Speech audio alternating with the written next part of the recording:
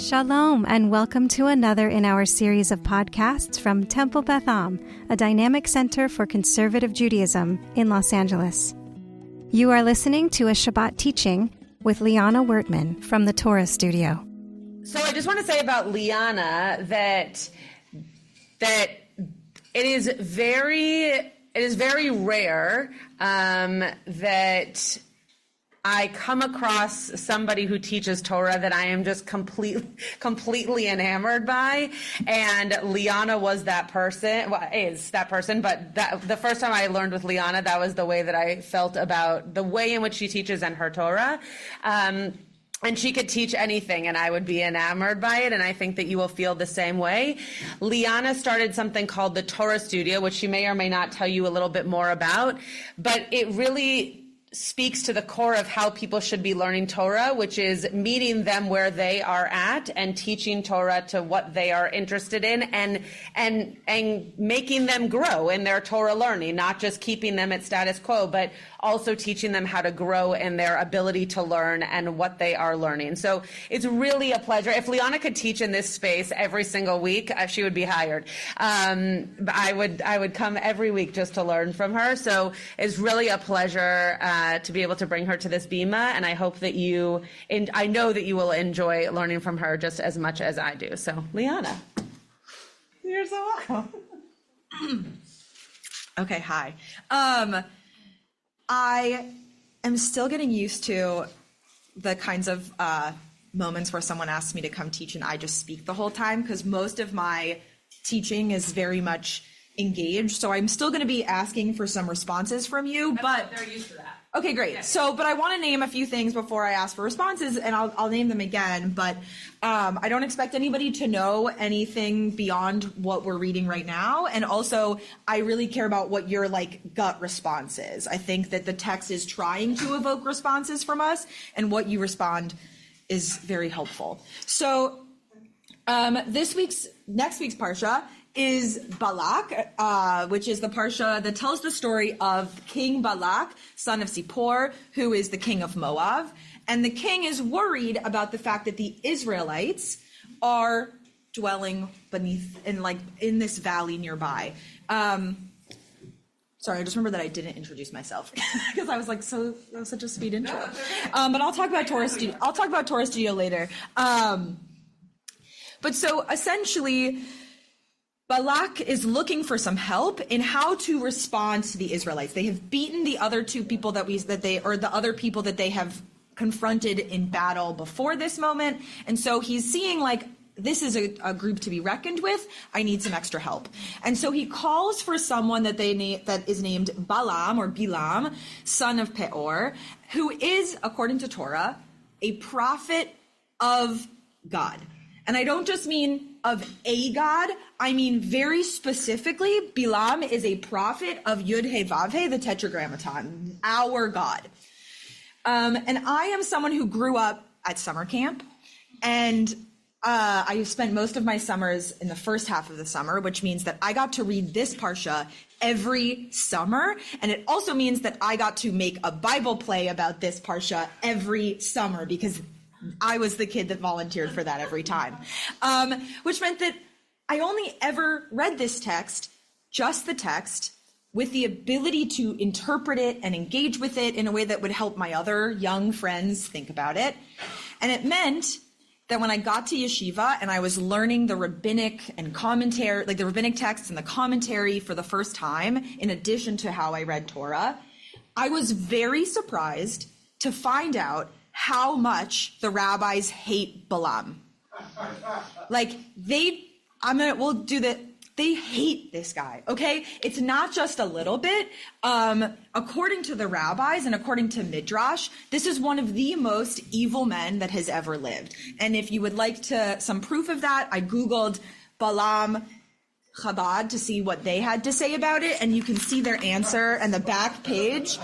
An anti-Semitic Gentile necromancer, meaning that he does magic with the dead, and prophet. Now, if you've read the story of Balaam before, prophet, fine. Gentile, yes. Anti-Semitic necromancer, I don't know where they got that one from.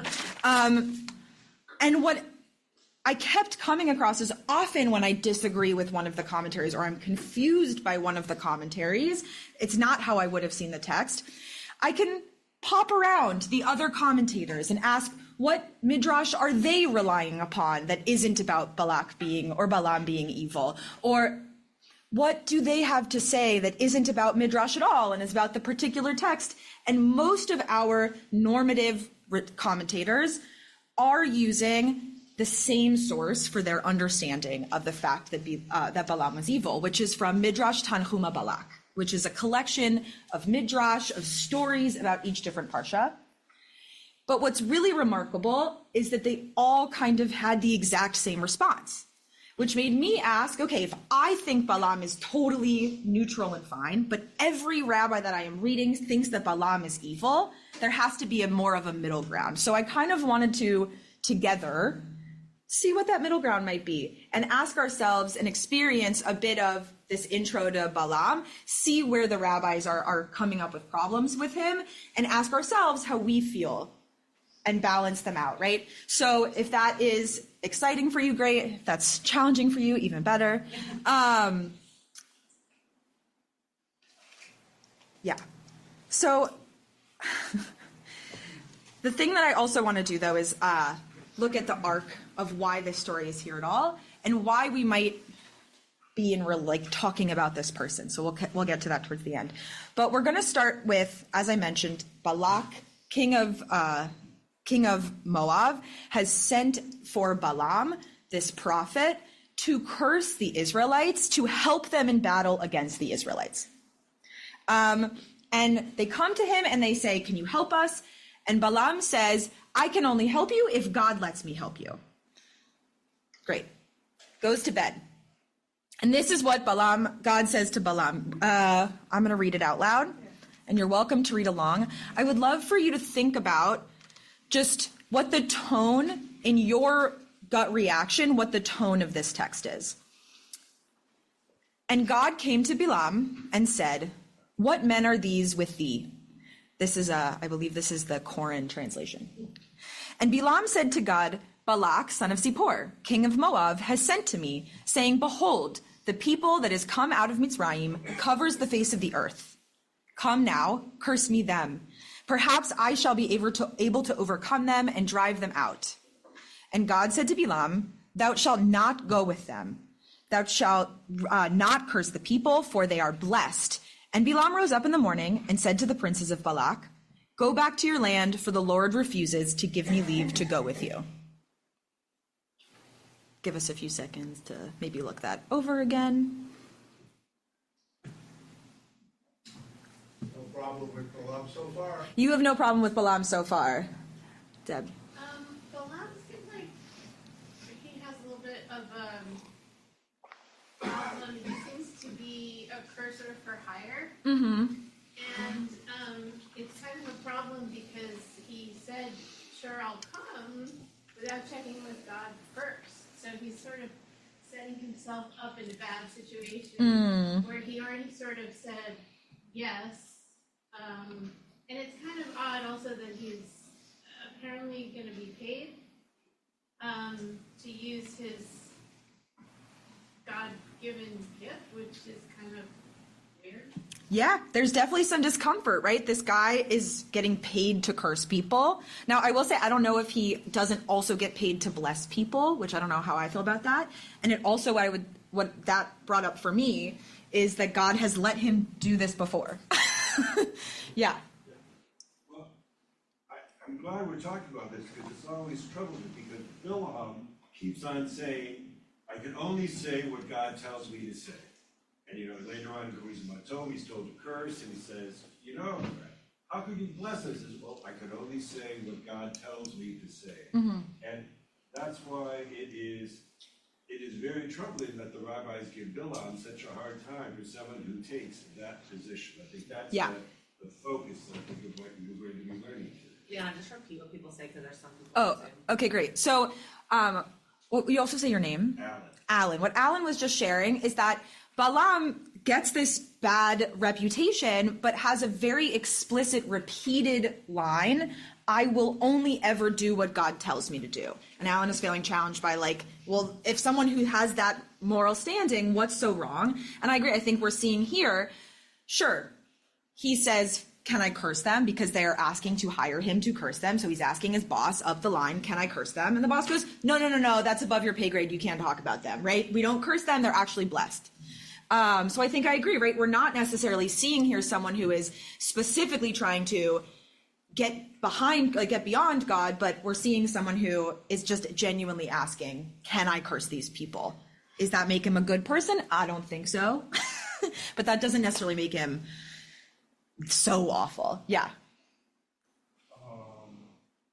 Well, he always made a few shekels doing other people's bidding.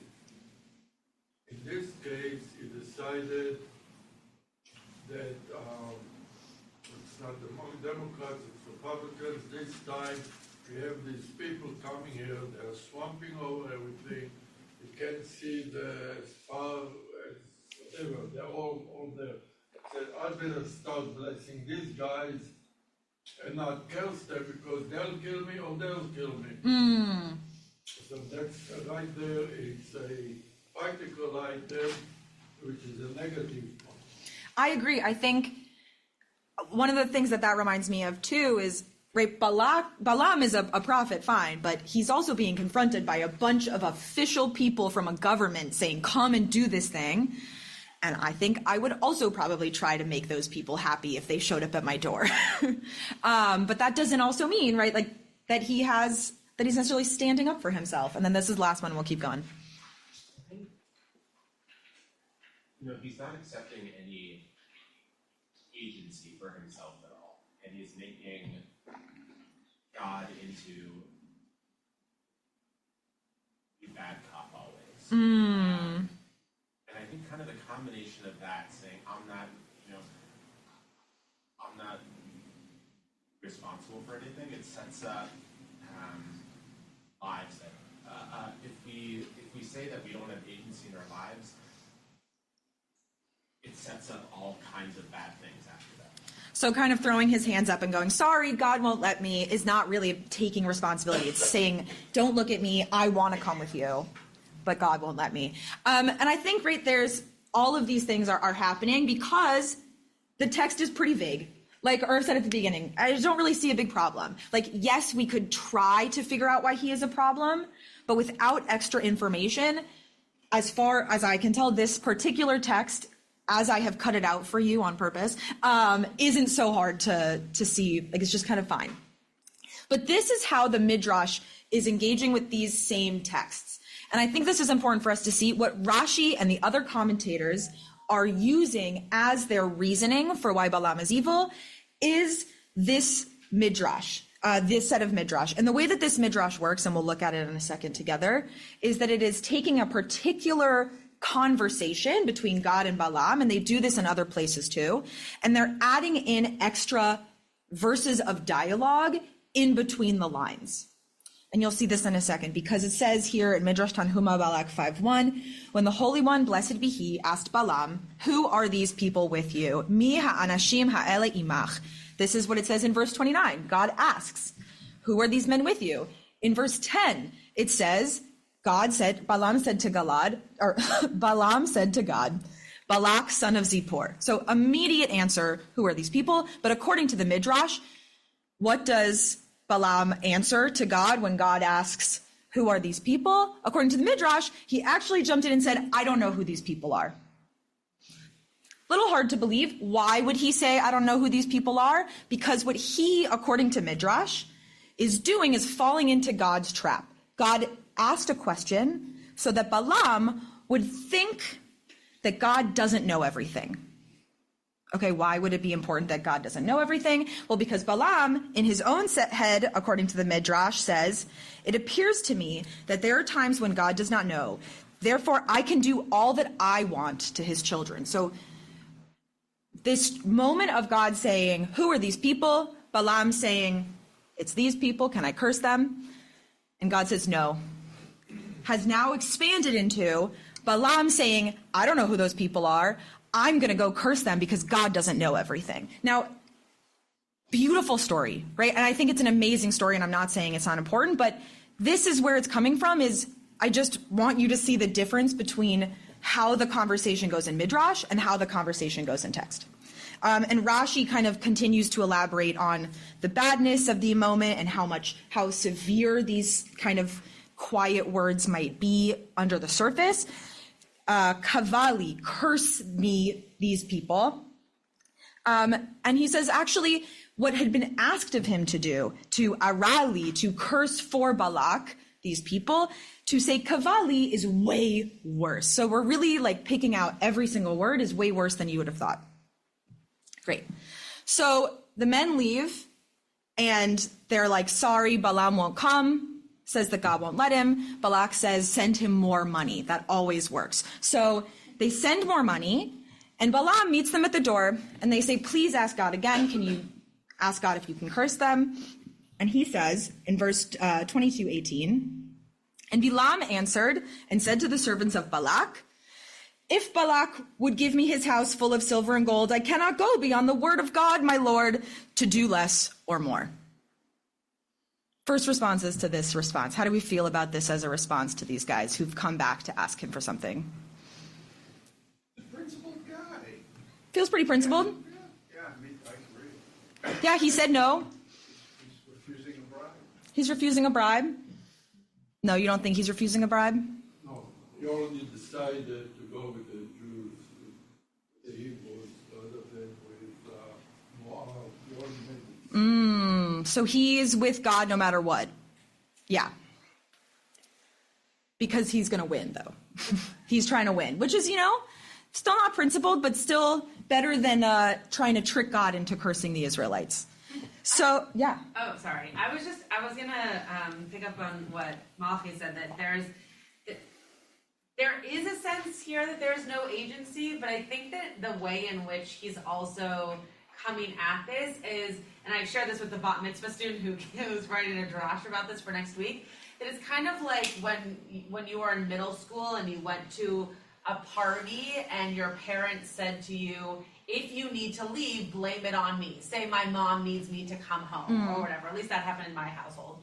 And so it's not so much that he doesn't have agency, but that there's a boss or a leader or a parent or a conscience, if we want to think of God that way, to stand behind, so that he can say actually what he wants to say in the eyes of a different authority, but be able to kind of put God in front and say, God won't let me do this, and so I have to do whatever God says, but allows him to still be this principled guy without being as strong as he should be potentially, to say like, no, this is my decision not to do this.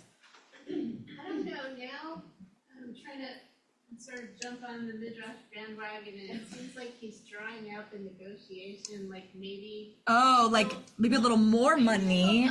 Price, maybe then God will change his mind, he can play both sides. And also that, who are these people with you? I know nothing about them. It really reminds me of Cain. Yeah. I don't know what's going on here. Yeah. But reminder, that's the Midrash. He says in the Torah, he says immediately who the people are. So just I don't think that that's not a fun story that he in between said, I don't know. And then God said, but who are they? And he was like, fine. It's Balak, son of Peor.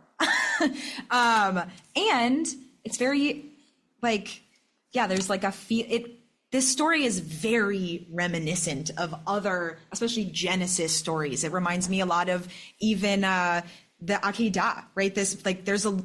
I can get to that. Actually, that's not what my thing is about. Maybe next time. Next year I'll come back and I'll talk about how this is like the Akedah, but a comic version. Yeah. I just wonder, we know that Hashem knows everything and sees everything, and he's the above. So how Hashem asked Balak, who are these people which he knows, Hashem, not he. Hashem knows that, God knows that everything. So why, how he could lie? Yeah, exactly. And so the Midrash is guessing that God asked the question to trick him into thinking that God didn't know everything. But again, that I think the text itself would seem to say that he knows that God knows everything and immediately answers. But it's also confusing, right? Another whole class I could give is on, does Torah think that God knows everything? Depends which God. Well, that's a whole nother class time. And so, right, there's another version. Rashi explains what you were saying, Deb, like you were saying, maybe he wants more money, right? Rashi's kind of on that energy. This tells us that he wants more, if not the house of all of your money, that he was avaricious and covetous of other people's wealth. He said, Balak ought to give me all of his silver and gold, for behold, he would otherwise have to hire an entire army to fight against the Israelites, and even then it is doubtful whether he could conquer them or not. But I, Balaam, could conquer them. Again, reading a lot into him saying, no thank you, I can't do it. Even for all the money in the world, I can't do this. Even if he wanted all of that money, I think we can all agree he ends on the concept that we can't do this. So I'm still pretty stuck, and I still have not been convinced by the rabbis, but you can disagree with me. I'm very cool with that. That I think that Balaam knows that he can't curse the Israelites. I don't know if he wants to curse the Israelites or not, but I don't think he thinks he can curse them. And he goes to bed, and God comes to him in a dream and says in 22:20, which is right underneath the Rashi piece, and God came to Balaam at night and said to him, if the men come to call thee, rise up and go with them. But only that word which I shall say to thee, thou shalt do. How do we feel about this? If you were Balaam, how would you feel about this response? Bad? Why? He's going to go, and they're going to think he's going to do what he's supposed to do, right? So I would get Maybe, the deposit yeah. first. Yes. Yeah, pay first. I told you I can't do it. Right, and then non-refundable deposit, and then he's going to do the opposite of what they're paying him to do potentially, because God is being very evasive here. Yeah. What? I don't think it's a scandal. The internet hasn't been invented yet, so He's not scamming people.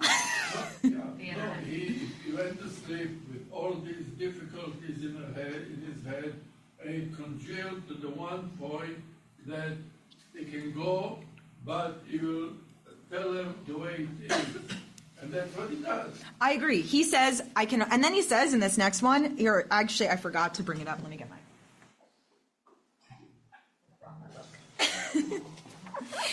I didn't do this on purpose, I swear, to make my point look better. But he does say, it says in verse 21, so Balaam arose in the morning and saddled his donkey and went with the officers of Moab. So he says, fine, I'll go. You're nodding your head no. Why don't you think Balaam should go? Me? Yeah. Well, it's just like right after that, right? God is very angry. Okay, but afterwards, in the moment that God says this line, you're Balaam, do you think you should go? Well, it seems like it puts him, it sets him up for conflict. And as a conflict avoided person, I should probably try not to go. Okay, but I hear you, yeah. And this, you caught me because I was saying I didn't not include it to make my argument look good. I just forgot. And it says in verse 22, God's wrath flared because he was going. And an angel of Hashem stood in the way and made impediment to him. Right? So clearly God is upset about something, which now we have finally caught onto the first real moment, I think, that the rabbis have for being like, we can look backwards and say everything that happened before was wrong. Yeah. I think Balaam and God are in cahoots against a bad king that wants to destroy the Jews. So I think they got a way of setting it up so that guy gets totally screwed, loses his money, and the lesson is then that you should do the right thing. I think the lesson is in the right place, but I do think, right, I agree with you. I think God is kind of setting up something fun here, right? You know what? Go with them. Yeah, do it. Go with them. Do whatever I say. But let's see what happens. Like, there's something exciting about the opportunity that I read here of like, it's a plague opportunity, right? We can go and God can show God's power to Balak before they even attack. It's classic storytelling, though. It's reveal and reverse. Yeah. So like now God's mad. Okay, and I'm skipping ahead really fast.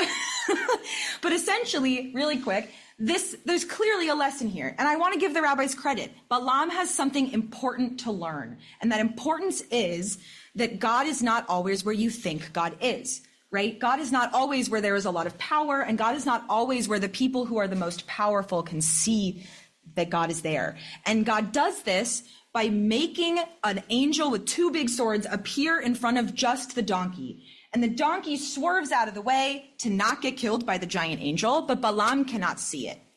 And Balaam over and over again hits his donkey, being like, why aren't you just going regular? And finally, God opens the donkey's mouth and the donkey says, why are you hitting me? I'm saving your life.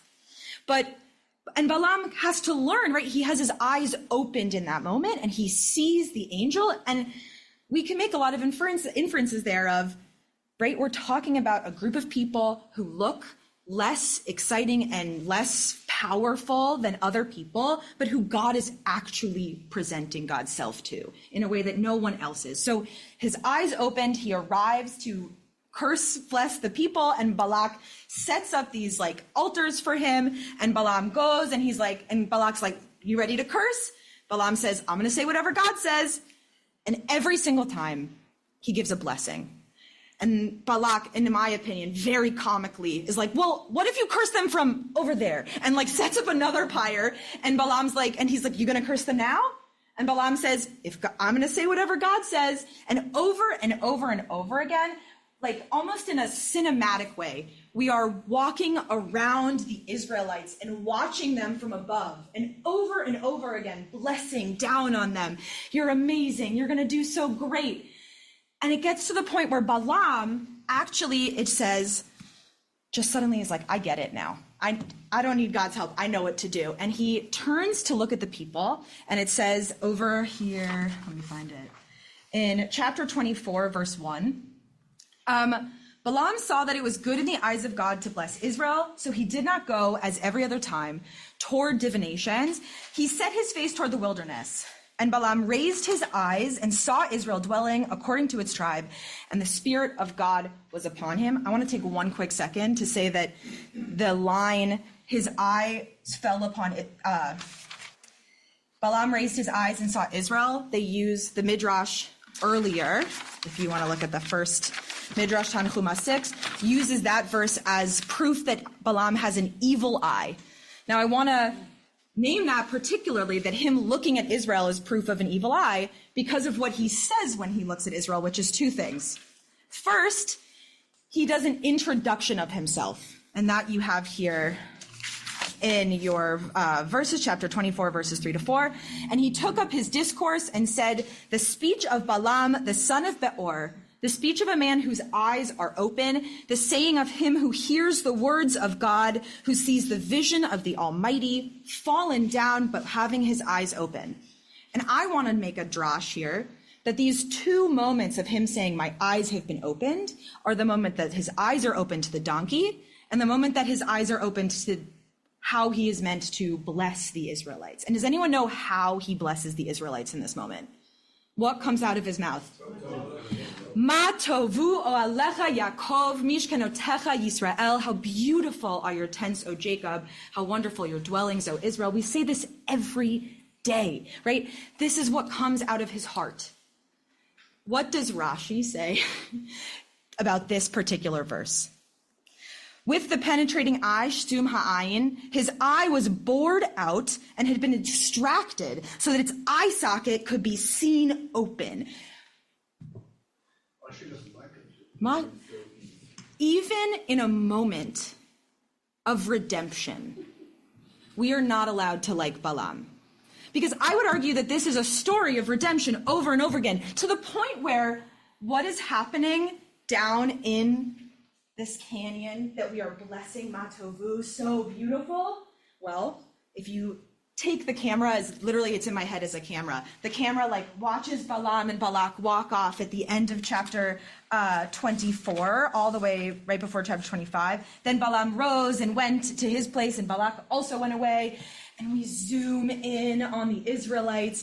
What are they up to? The Israelites had settled in Shittim, and the people began to act promiscuously. They were doing really bad stuff, okay?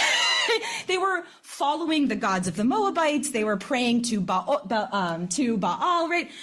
What is happening in this fight over if we should bless or curse the people? They're going against God in that moment. This is all a story about that God is still in relationship with us when we don't make the best choices.